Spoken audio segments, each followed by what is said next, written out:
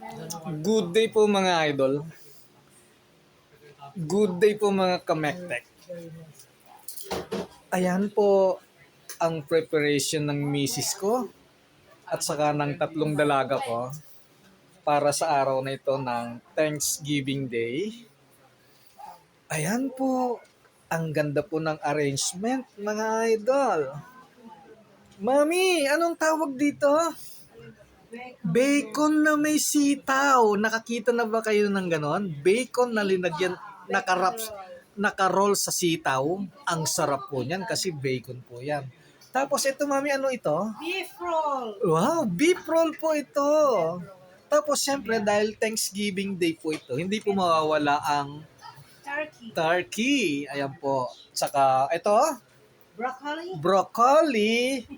Ito, Mixed veggie. ano? Ano tawag to? Mixed Vegetable na mix. Ah, mixed vegetable. Pagkatapos ito, mami, ito, ano naman ito? beef macaroni. Beef macaroni. Pagkatapos, mayroon tayong patatas anong luto tong patatas na to, mami? Parang mukhang ang sarap. Oh.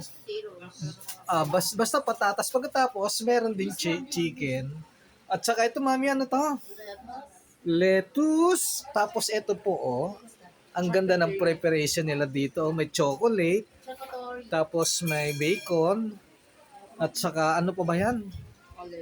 Olive. Pagkatapos ayun may bread. Ayan. Basta ang ganda. Isang bilao po yung pinirepare nila na yan. No? Oh, ang ganda. Pagkatapos, ang meron tayong pansit. At saka wine. At saka ito, mami. Ano ito? Cranberry. Wow. Ano? Cranberry. Cranberry. Juice. Wow. This is pesto. Pansit. Pagkatapos, ano? Pesto. Pesto. Wow. Pagkatapos, chicken. Tapos, siyempre, nasa flowers po siya. Ganda. Gagandaan ako sa preparation ng misis ko at ng tatlong daughter ko para sa Thanksgiving Day po.